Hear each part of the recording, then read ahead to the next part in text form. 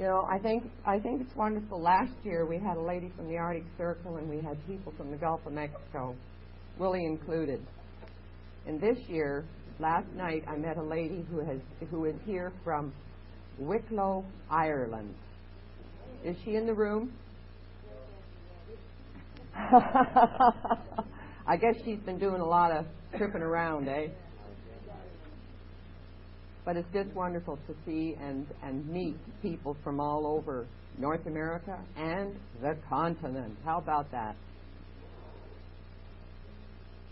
The dates for next year's seminar will be Labor Day weekend, September 3rd, 4th, 5th, and 6th. And we're booked here for the same weekend for the years of 1988 and 89. So we hope to see each and every one of you again in the consecutive years. Now, it's my privilege to introduce this beautiful lady sitting beside me, whom I have come to know quite well since I met her and shared an airplane. And I mean a whole airplane.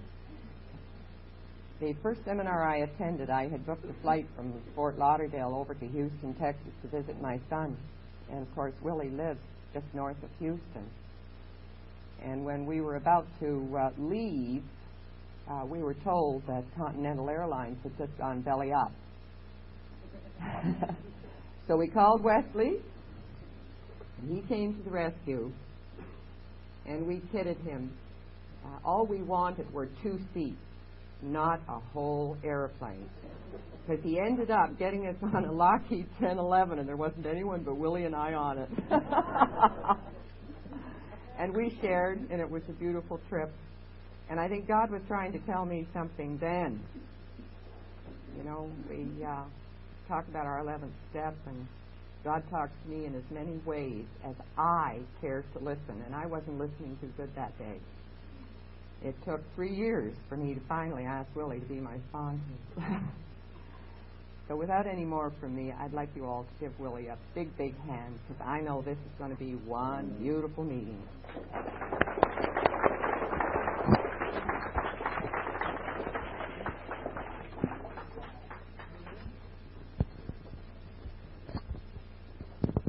I got wired up here for sound.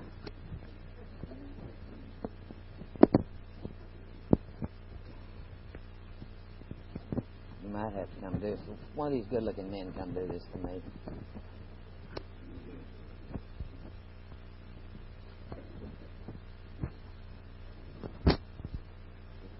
The joy of bifocals. My name is Willie, and I am an alcoholic, and good morning. I am so glad to see all of you. Usually the Sunday morning, I'm the last old dog that dies up here, and most of the time at our seminars, a lot of people have to leave, and I'm so glad that we still have as many you Canadians hang in there, don't you? You're real glad to see you this morning. I don't know, I got up and the very first thought I had, this has been such a beautiful seminar. And we don't always. We have a good time wherever the Paul Revere group goes. We've had beautiful experiences. And this has been one of the best. As I told you last night, the warmth coming up from you. And I thought to myself, I know Wesley's smiling this morning. This was his dream. He put it into action. He didn't just sit and dream about it. And he was concerned about what was happening in groups when he would go in and listen to an AA meeting take place, and alcohol wasn't mentioned, recovery wasn't mentioned. And this began to worry Wesley, but he didn't do what people are so prone to do, myself included, and that's just sit and stew about something. He did something about it.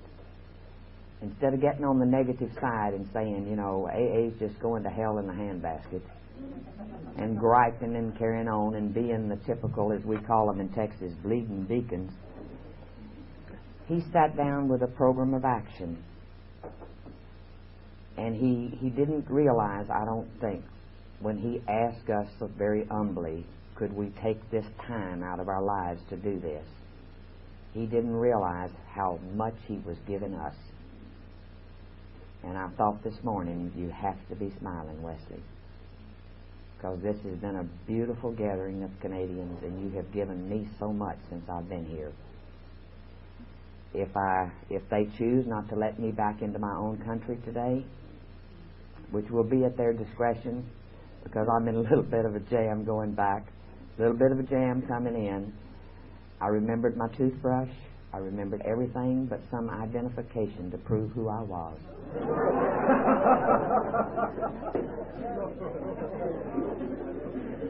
This did not make the Canadian immigration people very happy. They held me for 30 minutes and scolded me for 30 minutes. So I don't know what the USA is going to do when I try to get back in and still cannot identify myself. May I have some volunteers to go along back to Texas with me? Good. But if I have to stay, that's fine. I told my husband the other night that I would write. I've been to almost every country on the face of the earth, and I don't know of anyone I'd rather be stuck in than Canada. We're going to look together at this last session this morning to our beautiful, beautiful Step 12. I was so glad that Joe and Charlie had the opportunity to spend more time than they usually do. I know everybody was tired last night and everything, but they got to spend a little bit more time on Step 12.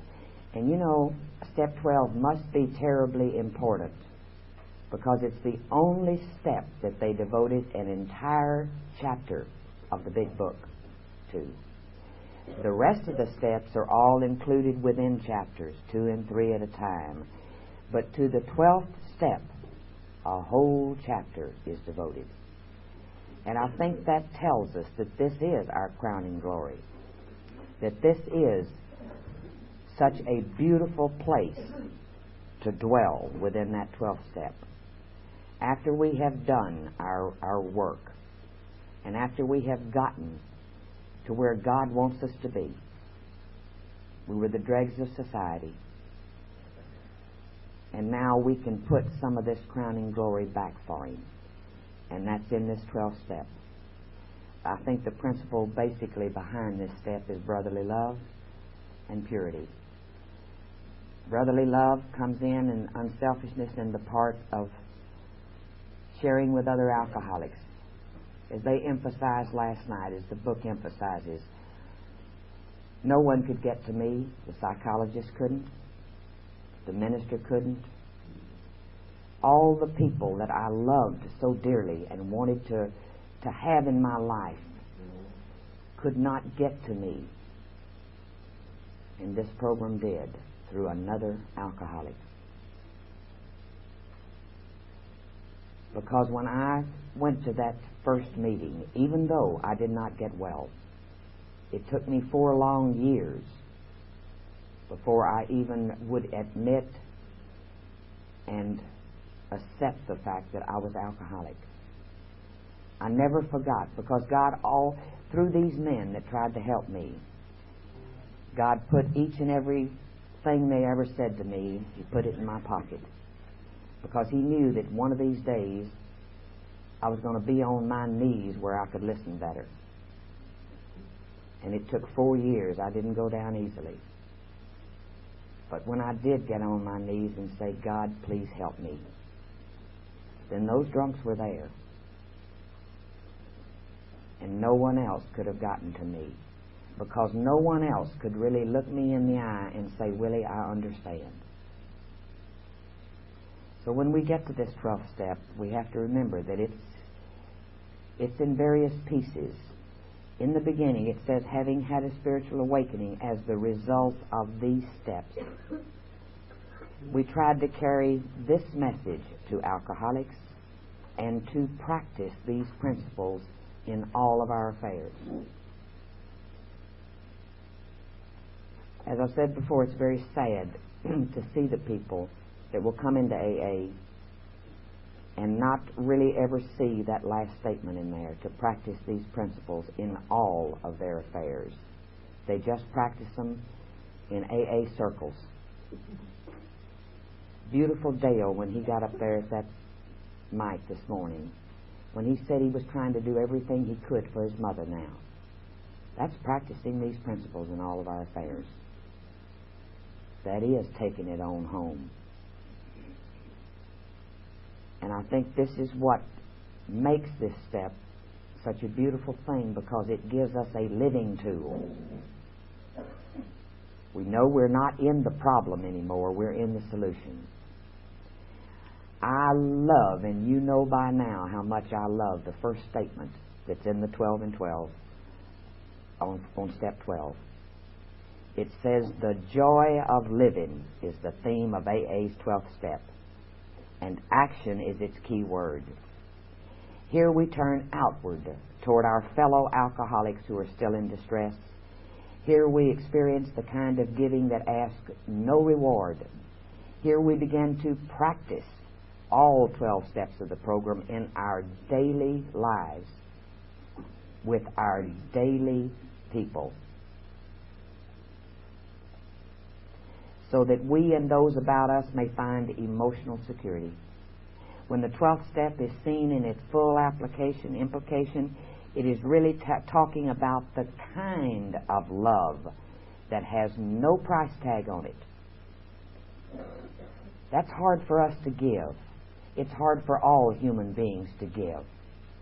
The kind of love that doesn't have a price tag. The kind of love that we can give to each other and we don't demand anything back.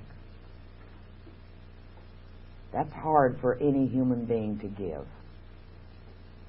It's hard to keep loving someone when they might hurt you once in a while. Under all circumstances, to keep on loving. And that sounds like a real large order, but if we do it, if we start to practice, as it says here, our word is to practice. Practice, practice.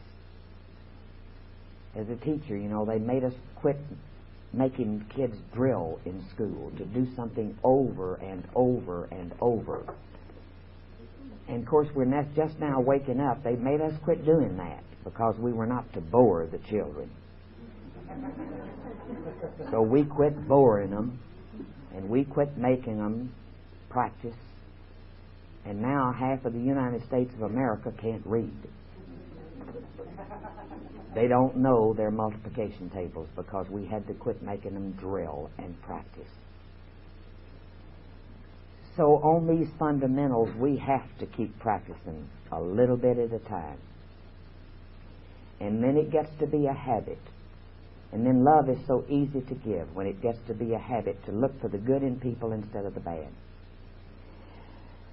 The directions for this step are on page 92 of the big book. The part about carrying the message to other alcoholics. They tell us precisely what to do. And dear God, to my women here this morning, please, please help that new woman when she walks through that door. I don't care if you just have 30 minutes of sobriety. If you got to the meeting 30 minutes ahead of her, dear God, reach out your hand and help that woman. We have so many more men in Alcoholics Anonymous that have long-time sobriety because they didn't really get us in there to a good in quantity until a good 20 years after they began Alcoholics Anonymous. So we're a little behind. You don't go into meetings and find women with the long-time sobriety, even when we're talking 10 or 11 years, that you do the men. So the men have so much more help. Women help each other. God, let's don't let each other die. If for no other reason than to save us for our men. Let's help. Let's hold out that hand when that sick woman comes in there. Don't think that you don't have anything to give. If you've been sober 2 months, you have those 3 things. You have your strength and your experience and your hope to give that new woman. Tell her about yourself. That'll make her feel better.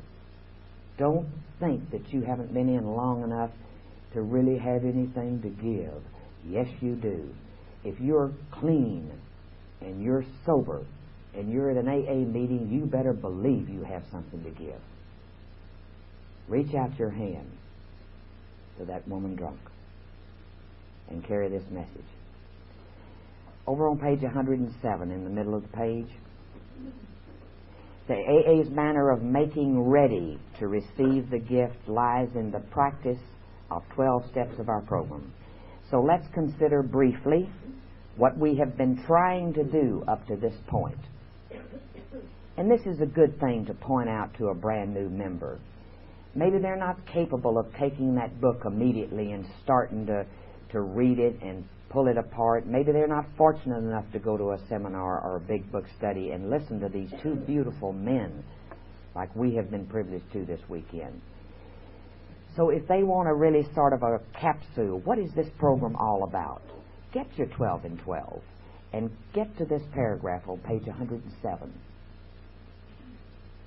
And this gives a good wrap-up of each step that's very simple and very easy to understand. It says, Step 1 showed us an amazing paradox. We found that we were totally unable to be rid of the alcohol obsession until we first admitted that we were powerless over it. In Step 2, we saw that since we could not restore ourselves to sanity, somehow our power must necessarily do so if we were to survive. Consequently, in Step 3, we turned our will and our lives over to the care of God as we understood Him. For the time being, we who were atheists and agnostics discovered that our own group, or AA as a whole, would suffice as a higher power. Be sure and point that out to them. Beginning with Step 4, we commenced to search out the things in ourselves which had brought us to physical, moral, and spiritual bankruptcy. We made a searching and fearless moral inventory. Looking at Step 5, we decided that an inventory taken alone wouldn't be enough.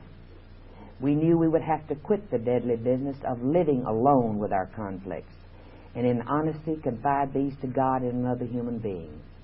At Step 6, many of us balked for the practical reason that we did not wish to have all of our defects of character removed, because we still love some of them too much. Yet we knew we had to make a settlement with the fundamental principle of Step 6. So we decided that while we still had some flaws of character that we could not yet relinquish, we ought nevertheless to quit our stubborn, rebellious hanging on to them. We said to ourselves, this I cannot do today, perhaps, but I can stop crying out. No, never. Then in Step 7, we humbly asked God to remove our shortcomings such as He could or would under the conditions of the day that we ask. Sometimes He can't remove these as quickly as we want Him to. Sometimes God puts me on hold, and I have to wait till He gets back on the line. In Step 8, we continued our house cleaning, for we saw that we were not only in conflict with ourselves, but also with people and situations in the world in which we lived. We had to begin to make our peace, and so we listed the people that we had harmed and became willing to set things right. We followed this up in Step 9 by making direct amends to those concerned, except when it would injure them or other people. Now, by this time at Step 10, we had begun to get a basis for daily living, and we keenly realized that we would need to continue taking personal inventory, and that when we were in the wrong, we ought to admit it promptly. In Step 11, we saw that if a higher power had restored us to sanity and enabled us to live with some peace of mind in a sorely troubled world, then such a higher power was worth knowing better. By as daily contact, direct contact as possible. The persistent use of meditation and prayer, we found, did open the channel so that where there had been a trickle, there now was a river, which led to sure power and safe guidance from God as we were increasingly better able to understand Him. So practicing these steps, we had a spiritual awakening about which finally there was no question. None. On down in the middle of the page. Now, what about the rest of the 12th step? The wonderful energy it releases and the eager action by which it carries our message to the next suffering alcoholic, and which finally translates the 12 steps into action upon all our affairs, is the payoff. The magnificent reality of Alcoholics Anonymous.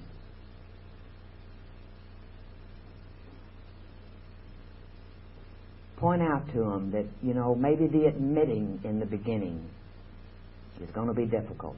Maybe the accepting is going to be difficult, but they'll make it. And then they can add their third A to the two that they already have. They can admit, they can accept, and then do what I finally did, and which gave me the joy of living. And that I added my third A, and that was to approve of my alcoholism. To approve of it. Dear God, why shouldn't I? We have been so blessed. Not only by getting here, but in our getting here, we picked up this valuable tool. So many of us, this past is so dirty, and the past is something we want to just cast aside. But that past, as the big book says, is a valuable tool, because that's what we have to pass on to each other. That's the magic that we can use with each other. The thing that I wanted to just black out and forget and never have to think of again. And every time I sit with a drunk woman and hold her hand and tell her, honey, it's going to be all right. It's going to be all right. I know how you feel. That's such a valuable tool. Once I begun to approve of the fact that I am an alcoholic. So when my third A was added, that was when my crowning glory began to come in.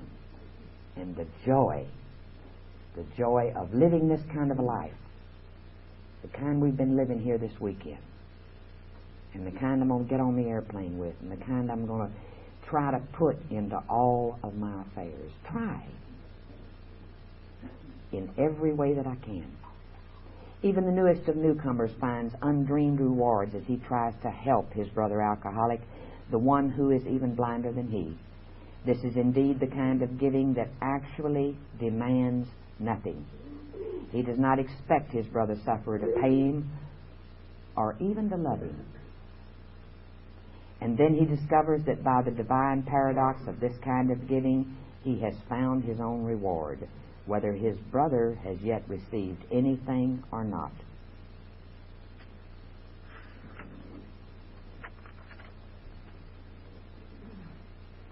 I think the approval has given me so much more than it couldn't have been arrived. I couldn't have arrived at approving of this unless I had first gone through my other two A's, to really admit and to accept the fact that I'm alcoholic. Then the approval could come. And it seems to me that it took far longer than it should have.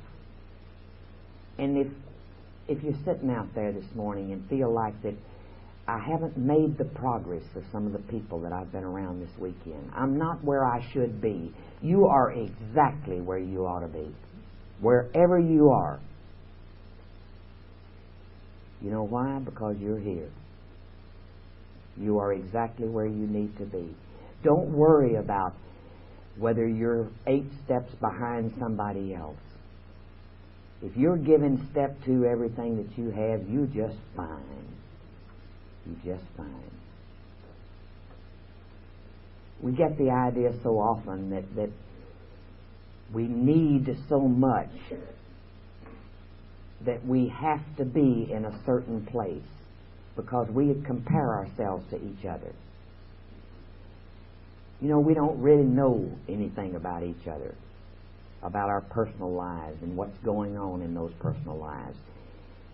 whatever the conditions are today, wherever you are, that's exactly where you ought to be. I think it's important that we remember this so that we won't get discouraged, so that we'll know that we're going to be put on hold. If you're only on step 3 and you're working on it, great. You do the best job you can with it until you feel like moving on. Don't be so anxious that you jump ahead of yourself.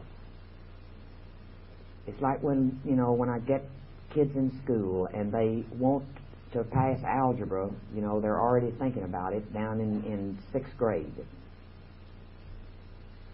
Learn your basics.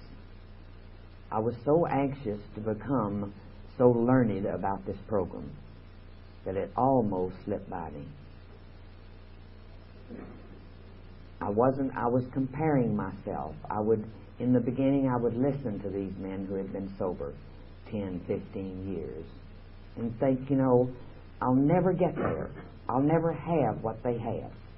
I didn't realize that they didn't come in and we have everything instant nowadays. Instant coffee, instant tea, instant everything. So I think our impatience is getting even worse. And of course, when these microwaves came along, they just blew my mind. So we're all living in this. Do it now. This is a quicker, easier way to do it. And we become sort of brainwashed in that that's the way to do everything. Get it done. Get it over with. And that if we can't do that, we're not doing it right. Don't look at other people's outsides and compare your insides, because you don't know about their insides. They might be even talking a good game and not doing. They might just be talking. Watch the way they walk, because that's the way you want to be, is to walk like you talk. And this is a hard position to get into, because it's so easy to stand and say, I'm going to be this kind of a person, or I'm going to try to be this kind of a person. And then when all the clutter of the world falls down on you, it's very easy to forget all that and just let it go by the road. So don't get discouraged. I try to keep myself from getting into the instant syndrome, because we're still working. All of us are still working. Dr. Bob and Bill went to their graves working on this program. Wesley Parrish always made very clear to us that he was still working on his program. So the comparison thing is I think the 12-step work helped me more than anything else, and still helps me more than anything else. When I can take a 12-step call and sit there with that person who is still suffering. You get into the habit of just going to AA meetings where everybody's getting well. And you need to remember, I need to remind myself, it's hard. After a while, people begin to say to you, well, do you ever think about drinking anymore? Oh, yeah. Oh, yeah. There are times in my life when I think about it. Living with this man that still drinks on a hot Texas day when the temperature is 102, and he walks out there with that cold beer, and he always ices the mugs that he puts it in. He's such a fastidious drinker. And that ice is all over the outside of that mug. And he's walking around there and drinking that cold beer, and I think, good Lord, I could, chew the handle off the mug. And see, that doesn't make, me a potential slipper. That makes me a human being, because I know what's in that glass. If it happens to be a day when I'm particularly tired, when I haven't eaten properly, if I'm a little down or a little nervous, it looks even better. And I know what it could do for me. Yes, every once in a while. I'm just, I'm not actually tempted to pick up that glass, but it looks good. And I think as long as I keep admitting that and not try to kid myself, for me, in my circumstances, because as I told you, nothing's going to change that man, because I've tried every method known to mankind, and he hadn't changed yet. And you know, when I decided that I didn't have to change this man, that's when I begun to make progress. And a lot of people have said, well, you know, if he's been a hard drinker for over 40 years, the way you tell us, then he's probably an alcoholic. Oh, that would be so much easier if he happened to be. And I could understand him if he was an alcoholic, but he's the kind of a drinker that I can't understand. Absolutely can't. And so many of you women are going to be working with women whose husbands are going to continue to drink, and that's give them some strength. If you don't have the circumstance in your own life, pull from one of us that do, because it is hard to live with a normal drinker, because he is the type where, you know, he will come in and he'll shake up that pitcher of martinis, or he'll get out that beer and he'll say, I'm going to have 2 drinks, and at 7:30 I want to eat. Now that fool takes that off into the room, and he gets his newspaper out, and he gets his little nest built, and he reads the paper, and he goes sip, sip, sip.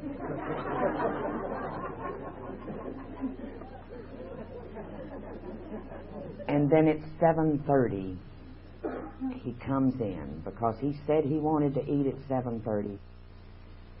Then he may watch a little TV or read a little bit more, and then he goes to bed, and he stays there. Doesn't that sound like a fun evening?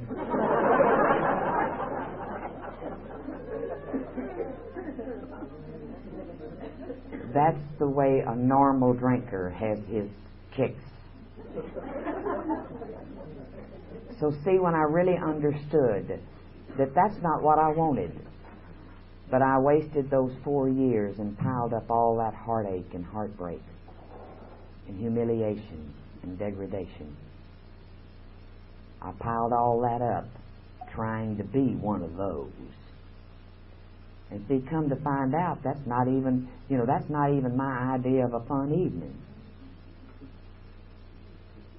So sometimes we're sitting and we're stewing over a situation, and if we really get it down to the nitty-gritty and really pull it apart, that situation isn't nearly as bad as we think it is.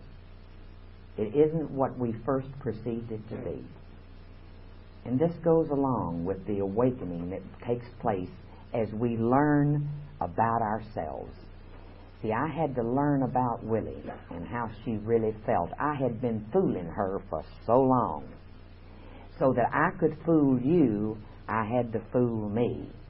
And I had practiced at it for so long that was what I was.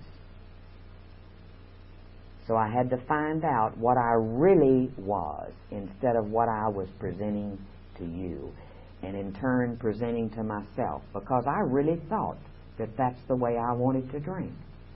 And I would cry out to God, why can't I drink like this man drinks? And come to find out, when I really faced it, I don't want to.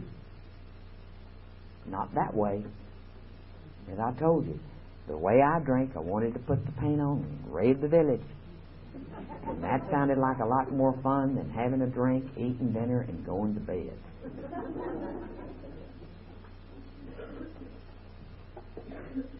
This doesn't necessarily have to wait. An attitude about ourselves that we really can look at and see. I don't think this has to wait until the 12th step. I think you can let it, wherever you happen to be right now is where it can start taking place. This good feeling about yourself. If you are going to be successful, I finally found out, and it finally sunk in, if I was going to be successful working with another woman drunk, if I was going to be able to get through to her, I had to feel good about myself. because I wanted her to start feeling good about herself. And if I didn't like me, if I didn't like what this program had given me freely and beautifully, then how could I pass that on to her? I should have known that. In a classroom, I can do so much better job if I'm enthusiastic about the subject I'm teaching. If I can get those kids enthused about, even if it's something boring like ancient history, if I can get enthused about ancient history, I can pass that enthusiasm on to them. So I don't know why it didn't occur to me sooner that if I wanted that woman to want what I had to have something worth wanting. I had to be able to offer her something. Honey, this is what the program of Alcoholics Anonymous will give you freely. This is what it'll give you. But I couldn't just sit there and give her words, because she was watching me. She watched me at meetings. She listened to my attitude about people in general. If she'd have heard me making cutting remarks or getting off in the corner at an AA meeting and in one little bunch and running down another little bunch, I don't think that would have convinced her that this is the way of life she wanted. So I had to realize that if I wanted to give something, I had to get it first, and then make sure that I wore it, that I put it on every morning just as surely as I put on my clothes. To put it on and wear this beautiful garment that had been given to me by Alcoholics Anonymous. These are the things that I like to remind myself of, is how fortunate we are. No matter how much sobriety we have, no matter where you think you are, you have something real fine this morning. Take it home. Take it home. Take it back into your groups. Because we're going to take what you gave us this weekend, and we're going to take it home. We're going to put on the seminar out in Sacramento week after next. We're going to take you to Sacramento with us. We're going to share with those people out there, all those funny people with their purple hair. When I spoke out there not very long ago, I told them I didn't mind the different colored hair. I didn't mind all the beads. I didn't mind all these crazy things going on. But the rings in their noses, I absolutely couldn't go. I love our California friends. And they poke as much fun about, at me about being a dumb Texan as I do about their purple hair. But we're going to take what we have, what you've given us this weekend, we're going to take to Sacramento with us. And I've been slipped so many little notes and little things from you people, and every one of them are in that purse over there. And I'm going to take those to Sacramento, and I'll have something new to add, see, because so many of them are just little pieces of you that you've given me. Now I'm going to take your pieces and scatter them all over California. Isn't that good? Not only am I going to take them back to Texas, but we'll scatter them wherever we go. So don't ever hesitate to write a little thought down that you have and pass it on. Because then we can make another link in that beautiful chain of pass on. So that's what we're all playing, is pass it on. I'm so glad for the opportunity to have been with you. My airplane is going to get off the ground a lot faster than I thought it would, and I am going to have to go through this hassle. So I'm not going to be able to stay after I get through up here. I'm not going to be able to stay and get as many hugs as I would love to get and to give to you people and to talk too much. But maybe the next time we come up here from the seminar, some of you will be back. I hope so. And I'll be able to spend more time. And I'll make sure that my plane ticket allows me to stay for the brunch, because it is fantastic. And I'll be sure that my airline ticket allows me some time with you gals at the end of this seminar. Being we are running a little bit short on time, and God bless him, Jack gave plenty of time for a lot of time for discussion, and a lot of you got to get up and share with us. I'm going to cut it a little bit close here and finish up. Is that all right, Pinky? May I have permission? All right. I don't really know any better than you do what Alcoholics Anonymous is. I have no idea. Because it's something that we can't really put into words.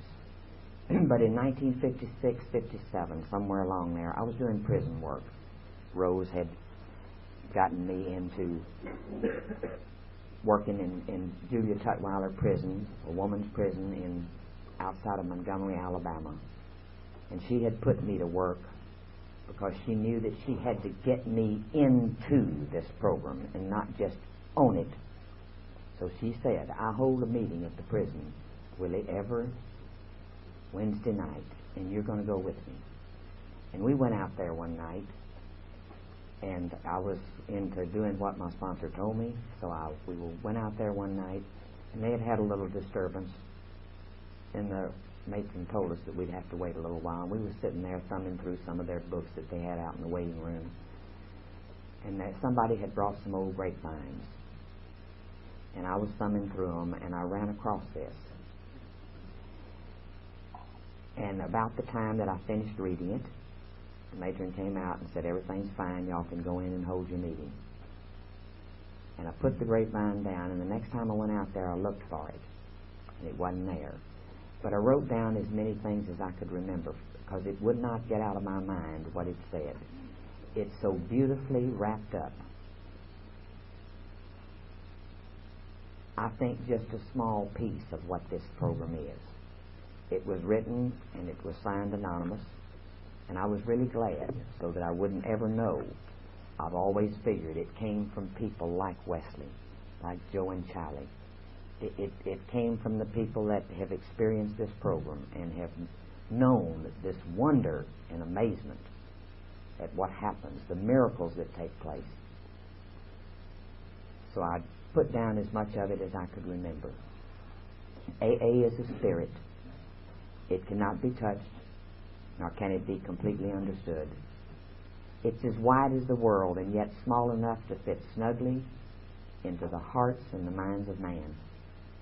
It's brought light where only darkness dwelt. It's given hope to the hopeless and help to those who yearned in despair. It has nourished forgiveness in those who knew no pity. It's given strength to the weak and humility to the strong. It spurred to higher goals those who strove for nothing. It taught patience to the hurried and action to the lazy. To youth it's given vision, and to the aged promise. To the lonely companions and to the restless rest. To the sick it's been a doctor, and to the dying it has revived the desire to live. It has no judgment against the unteachable, nor has it praise for those who learn. To the outcast it's been a family, and to the childless it has given children. To the ignorant wisdom, and to the wise tolerance. It's given to all men that which is most precious. It's given a love of life and a love of truth with enough left over to share with each other. Thank you so much for letting me share this with you.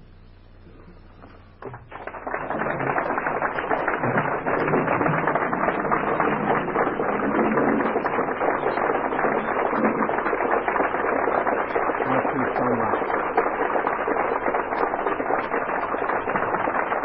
I'll see y'all all next time. Thank you. Pinky. More minutes. Does anybody want to share?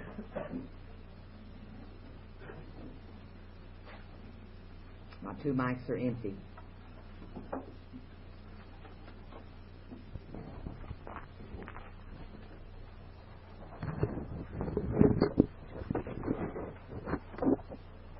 Are you leaving the room, or are you going to share with me?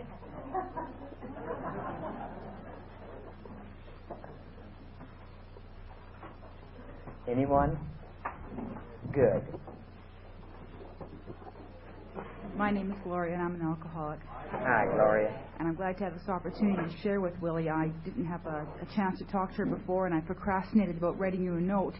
I guess what I wanted to say, I really wanted to thank you for your talk you've given to me. Is I've been interested in the last year and a half in encouraging the women that come to Alcoholics Anonymous to keep their marriages and their relationships together. I think oftentimes people can't improve on what they've already got. What they have may not be so terrific, but it must have been something in the first place they wouldn't have gotten together.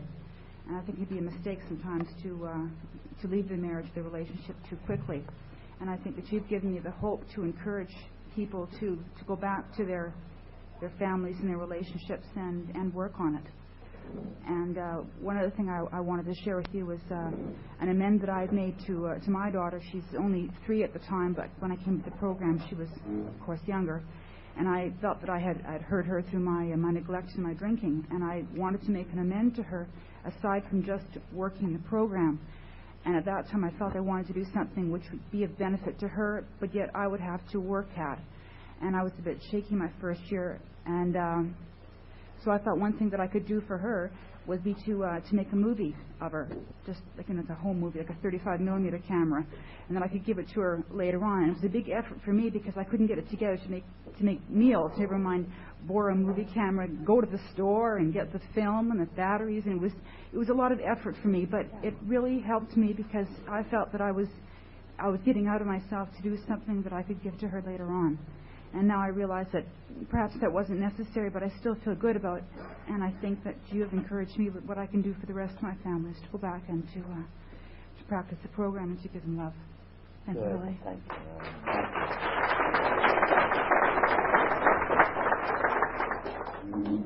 Hi, my name is Millie, and I'm an alcoholic. Hi, Millie.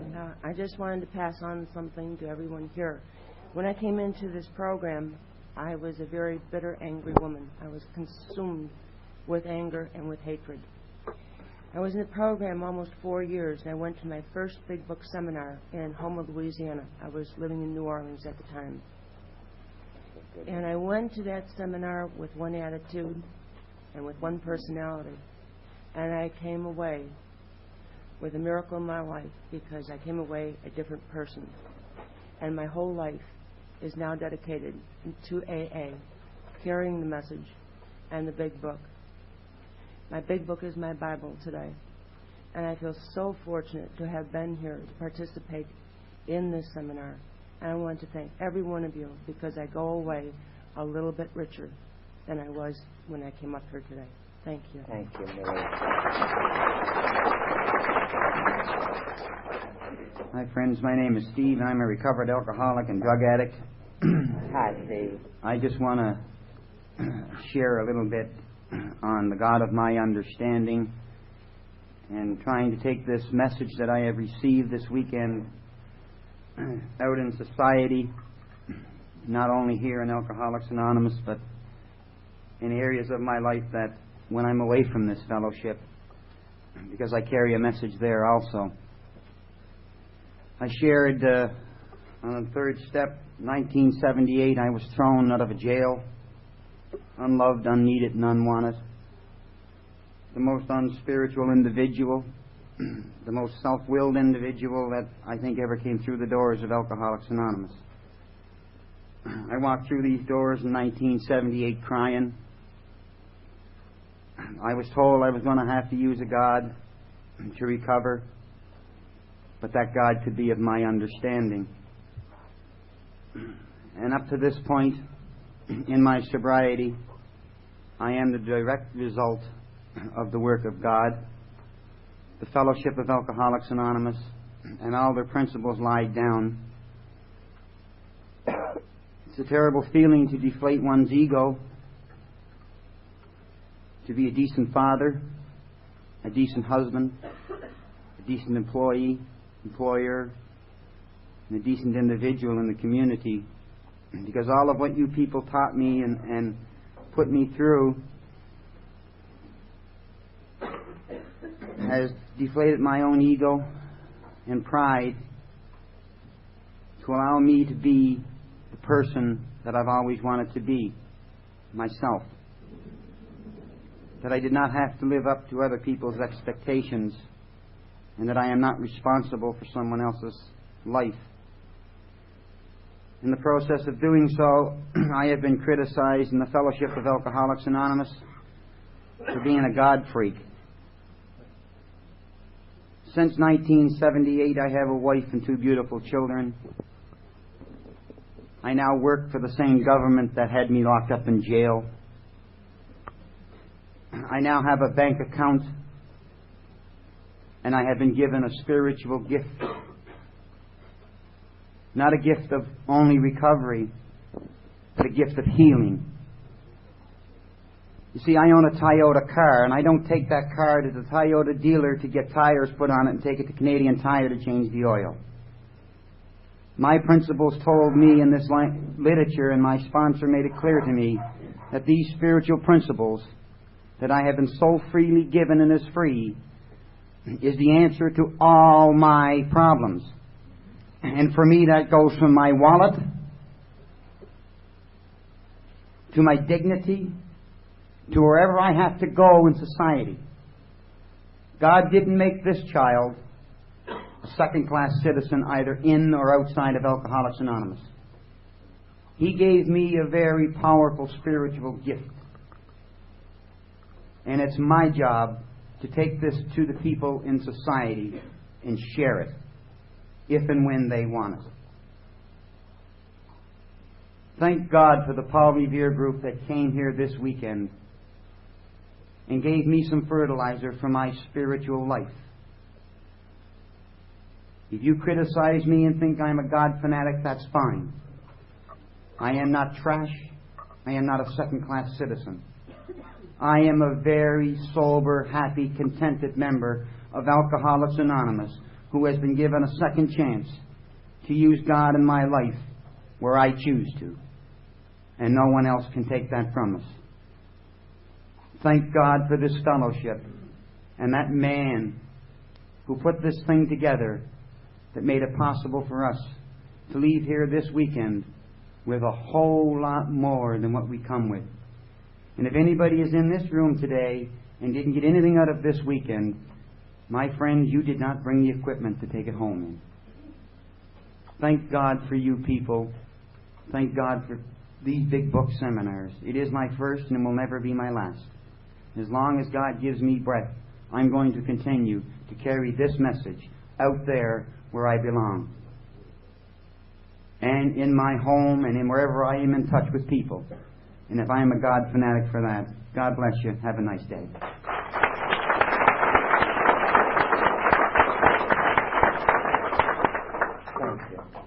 Hi, my name's Grant, and I'm an alcoholic, and this has been the second seminar I've had the opportunity to come to. I didn't know whether I'd be at this one this year. A week prior to the seminar coming up, my grandmother became very ill and went into the hospital. And my grandmother, being the person I am and what I am, I was always my grandmother's baby. And I had a lot of doubt about coming this weekend or whether, I should stay at home. I asked my mother. I went out to outside counsel to help me make my decision. I said to my mother, maybe I better not go.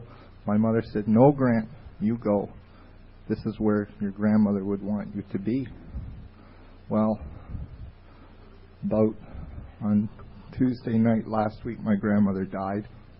Again, I was faced with indecision.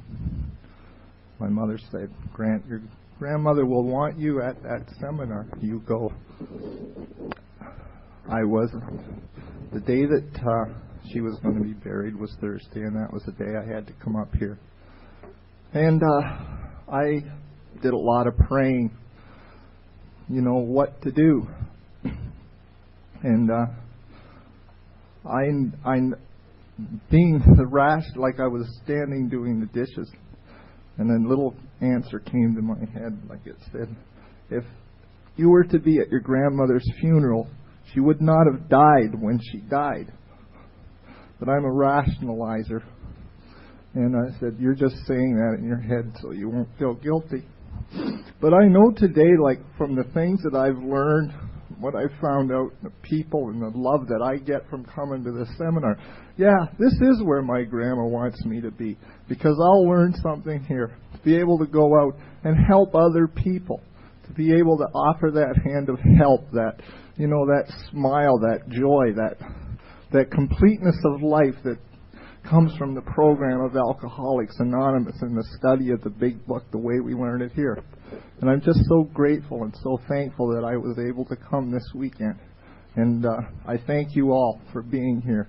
And just, I love it. Thank you very much. I'm so glad you're here.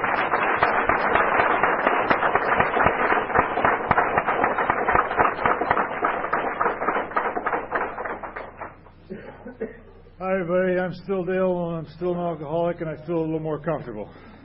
Good. You know, I'm glad I was here for this 4-day seminar. This is my very first. And I don't know what any of you other first-timers for the seminar got, but holy crap. I said, I wasn't swearing. There's a lot of ladies here. But I'm glad to hear you say, Willie, that it doesn't matter where you are, because I was worried where I was today, but I'm where I'm supposed to be. And I had the opportunity when I was 3 months sober to speak to a prospective member of this organization, Alcoholics Anonymous. Oh, I'm okay. It was my ex-girlfriend at the time, and I was able to carry, even though I was only in the program for 3 months, I was able to share with her, what alcohol had done to me. And make a long story short, she became a member of the program. And later on, about a year in the program, I was given the opportunity again to run into a gentleman who I went through the AFM in Winnipeg with. And this gentleman come up to me after we had got out and had asked me to be a sponsor. Now I had mixed emotions. Like, I was elated, but at the same time I was, like, well, what can I give to this guy? I mean, like, But as we got talking and stuff like that, we had so much in common. Like, he was going through a separation with his wife, et cetera, et cetera. I had been through that, so I could identify, and I think that's so important, that for us who are in the program. And for the newcomer coming in, I mean, we can identify so much with the feelings and the emotions that they're going through, And I guess I just want to finish off by saying, like, if it wasn't for all you people here and through Alcoholics Anonymous throughout the world, I don't know where I'd be. And I'm just grateful that I've had the opportunity to listen to Willie and Joe and Charlie and all the rest of them. Like, I have got so much out of this program. Out of this seminar, and I kind of feel like I did when I first came into the program. I'm all full of pep. Good. Thanks a lot, Willie. Good.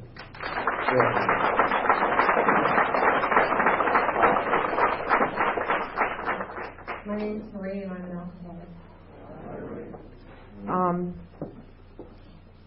I'm not sure that it's possible for me to share all of what I feel, but this weekend has been, for me, I know, a turning point that I'm never going to be the same quite again. An experience has taken place here that I certainly didn't expect. This seminar has far exceeded any of my wildest dreams. As I shared a bit earlier, I got my sobriety in Toronto, and it really was a party. Through the 12th step, I was catapulted into service, and I just had fun. I was so busy having fun, I didn't take time to recognize how sick I was, And finally, due to ill health, I was forced to go back to Sudbury, my hometown, where I grew up, and my mother's there. And after almost 2 years of sobriety and my being in the program, she finally got to Al-Anon because she couldn't understand me and I couldn't understand her, and we weren't getting along too well. But anyway, I stopped doing a lot of things. And the one thing I do know is that I've received something here. And it's really important for me to not just walk away from this and ignore it. In the Sudbury district, the recovery rate is something like less than 17%. But the community and the institutional services are just absolutely phenomenal. But at the fellowship level and at the AA level, there's very little being done. And I recognized that very quickly, and I did what I could by going to recovery home meetings and doing a lot of institutional work and Alateen sponsor. And I got just incredible joy from working with the teenagers and stuff. But what I started doing was staying away from the downtown groups, going to the big book study out in a little out of town and going to out of town groups, because I just didn't feel like hassling these 9-year and 10-year and 15-year sobrieties. By that I mean there's a lot of stuff that goes on there at these discussion groups that has been talked about quite openly here. I was afraid to talk about it. I thought, well, I can't talk about it. I'll scare off some newcomer, so I kept my mouth shut, right? And more and more I kept my mouth shut, and I watched, these 19-year sobrieties across the room, crossfire, attack someone with 2 days of sobriety, first meeting, criticize, attack, verbally attack. And in one case, and this happened not too long ago, this young gentleman was there at his first meeting. Make a long story short, this one person attacked him from across the room, and that young man went out, and he died that evening. He killed himself. And things like that I've seen that have really upset me. So I didn't know how to deal with it, but I do know now. I'm going back to those downtown meetings. I'm going to join one of them, probably the one I hate the most. And I'm going to get active. And by that I don't mean pour coffee, kids. I mean I'm going to get on the committees back to where I was. And I was on committees before, and I just dropped the whole thing. And I'm going to start mouthing off about big book studies. And I'm going to go back to the recovery home meetings. And I will do what I can to spread the word about Big Book, that the answer's there in the Big Book. Because you see, I realized somebody gave me that in my 3rd week in sobriety. And I've survived some incredible things in this last 2.5 years.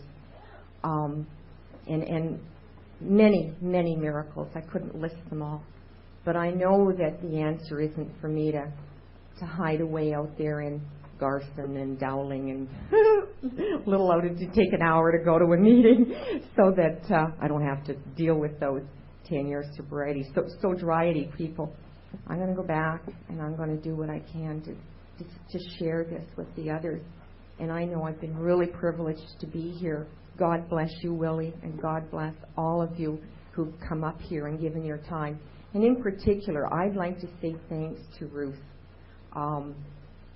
That's how it starts. Say it only takes one, and how quickly we grow. Thank you all. Love you.